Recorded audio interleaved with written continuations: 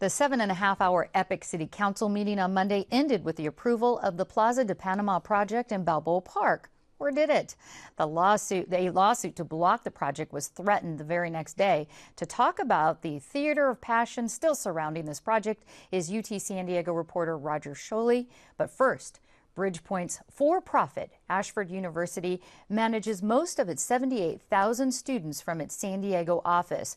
But that's likely to change since the school was denied accreditation. To talk about that fallout is Voice of San Diego reporter Liam Dillon. Thank you both for being here. Liam, let's start with you. Ashford University was denied accreditation. By whom and why? Sure. I'll give you the really quick, wonky sentence, and I'll tell you what it means. All right. So a Western Regional Accreditor said no to Ashford University's application to be accredited. What accredited means is it's a key marker of legitimacy for a school. So it says a school is legitimate. It allows students to transfer credits between different institutions. But most importantly for Bridgepoint's education model is that it allows for access to federal financial aid. And so that's how Bridgepoint Ashford would make most of their money. Students would attend, would be able to get student aid, and that would allow the school to be able to make money off of it. So they were denied, and one of the reasons, the major reason they were denied was the student outcomes. Is that the only reason? Well, it's related to student outcomes, and it's interesting sort of what you define student outcomes as being. This accreditor in this case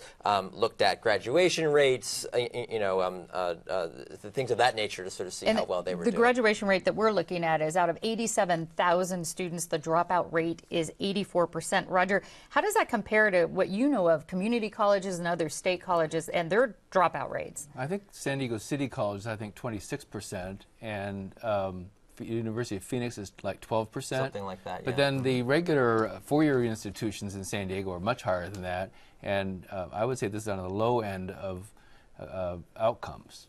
So you mean much higher as in a much higher graduation rate? Right. Right. So 84% seems high even for this kind of for-profit university. 84% dropout. Right, yeah, I mean, it's decently in line with what the other for-profit schools are doing, but I think that there is sort of a more hard-line stance being taken by some of the accreditors that's saying, hey, are these the kind of universities that we wanted to affiliate ourselves with when they're accrediting and they're giving their stamp of approval on it, and whether the federal government wants to continue to pump money into these schools through student loans, and that's why there's kind of being a hard look taken at them now. Right, and there was the dropout rate, but that wasn't the only reason. There was some issue about how much money the executives there were being made. Right, they and also how much they spend on marketing versus teaching. Correct. Right? Yeah. And that's it's a lot different from the normal colleges we think of. Right. And when we're taking a look at that right now, 42% of their money was spent on marketing, only 38% on instruction, and another 20% on administration, to a total of $497 million last year. That sounds high to me. Well, sure. I mean, yes. Compared to other nonprofit education institutions, or just to nonprofit education institutions, that's certainly high. Now that the accreditor did note they were steps taken by Bridgepoint, by Ashford, to try to pump up more the student success side of the equation rather than just the marketing side. But I think sort of the real key thing here is how much this is going to affect San Diego. Absolutely. Really, really important. Bridgepoint is a huge private employer that went from zero presence in this city to the ninth largest employer, about 4,000 employees. A recent study, although Bridgepoint did help finance some of that study, but showed that they had a $1 billion economic impact. A really important thing for a region like the rest of the country that's hurting. Right, for private employees, 3,000 to 4,000 here. Correct. Are those employees likely to go to the main campus? If it's folding here, what is the impact here, do you think? Well, the accreditation people in the Midwest are insisting that a large percentage of their executives and their staffing be in the region that they're accredited in. So it's possible that many of these San Diego-based people could move. That would mean less employment in San Diego. I think the other impact is on the students themselves, how many students there are worldwide who take courses from them, and whether they will start dropping out of Bridgepoint when they hear this news. Yeah, because they can't get federal, bottom line is they cannot get federal financing or federal loans. So they can't afford to go. Right, so they may not be able to afford to go. Bridgepoint says they'll fight the decision. Sure. What would they have to do, either one of you, to stay in San Diego, is your opinion? Well, I'm not sure. I mean, I think sort of if you look at their stock price, it's really taken a hit. And, over the past year, I just checked this morning, they're down 70% over their year high as far as their stock goes. And so we might even be talking about being in survival mode. And if you're in survival mode, it doesn't matter whether you're in San Diego or in Iowa, you just want to exist. And so I think certainly we're going to see a good chance that there's a presence that Bridgepoint has had here. Also in civic life, they sponsor one of the college football bowl games and some of the symphony. They spend their philanthropic money and marketing money here. A decent chance we see that move to the Midwest. Yeah, it's definitely going to have an impact. I want to move on to our second subject today, and that is this drama over the renovation at Balboa Park going on. Roger, let me start with you. Why do you think, first of all, city leaders seemed overwhelmingly, except for one, in favor of the project in the first place?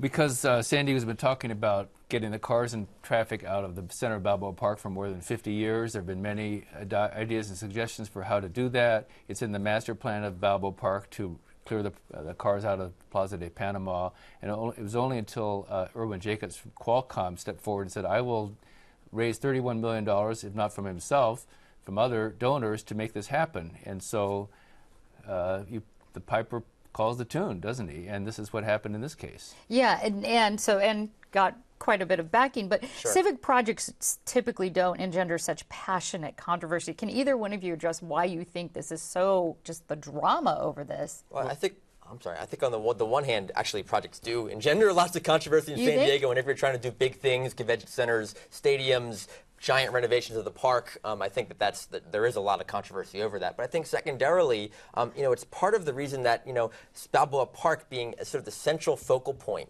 of the city. The city's crown jewel is described over and over again. And I think part of the problem here is that, I can understand why people got so upset, even though, everyone kind of agrees that the end goal that you get the cars out of the park is that, you have a really rich guy, no matter how benevolent he might be, gets to say what goes on in the city's crown jewel. And I think that people are upset by that because it sort of belongs to everybody. Except that's always been the history of benevolent, people who are philanthropists and donate to the city. They have a big say in it because they put a lot of money into it. I wanted to ask you, Liam, about Bob Filner's appearance at the meeting. Can you tell us about sort of what happened, what he was doing there and what he was saying? Right. So Bob Filner running for mayor of San Diego, Democrat against Carl DeMaio, who's a city councilman, who was actually sitting pretty close to him or on the dais while Filner was talking. And it was sort of Filner kind of gave a kind of sort of absent-minded professor speech, wondering what would happen if Irwin Jacobs died, bringing a Kate Sessions look-alike to the stage, right. All sorts of kind of very kind of activist-y sort of behavior, and it's pretty stark contrast to Carl DeMaio, who was pretty statesman-like, and when he was speaking, actually really interesting for the mayor's races. You have a contrast between two guys who are always very polarizing, and you see DeMaio potentially trying to move more towards the middle, while Filner being the same guy that we've seen for the stand-in. What was Irwin Jacobs' response? Which I have to say, by disclosure, he is a big supporter of KPBS, but still, I'm interested. What was his response at the meeting? He was sitting in the front row all entire 7 hours of this meeting, and he'd done the same thing at the Planning Commission in June. So his presence is felt. Some people think that he was kind of casting threats on people who opposed him. I don't think that's true, but they got the sense that this is sort of sitting there, even silently, sort of dominating. Yeah, he was the prince standing there, and if you don't go with me, I will cut your head off. Well, that's ridiculous. Yeah, absolutely. The impression was that, and it isn't really unprecedented that you have wealthy people in San Diego calling the shots. I mean, Balboa Park is littered with donations by all kinds of people who require certain things to happen for them to give them money. The Timken Gallery, which is in Plaza de Panama, is a perfect example of that from the 1960s. So the difference here is that the plan for Plaza de Panama and the rest of Balboa Park will make the biggest change visually at the center, or the access to the park in its history, with this bypass bridge that's planned on by the Museum of Man. Couldn't it be that these people are a part of this is we don't want change. This is historical. We don't want change. There's this element of pushback. And the reason I'm saying that is because I'm going to present this to both of you. First, you, Liam. Do you think this will kind of die down once people see the design, once it actually starts getting built? Do you think this is sort of a fire up right now because we can stop it, we can stop the change, but once it gets going, people kind of relax and accept it? Yeah, I mean, I think sort of the problem here, and again, the arguments devolved less into like practical, whether this is good or bad, and really into emotion, lots of conspiracy theories and names being thrown on both sides. I think part of that is the proponents of this really didn't do a good job of coalition building.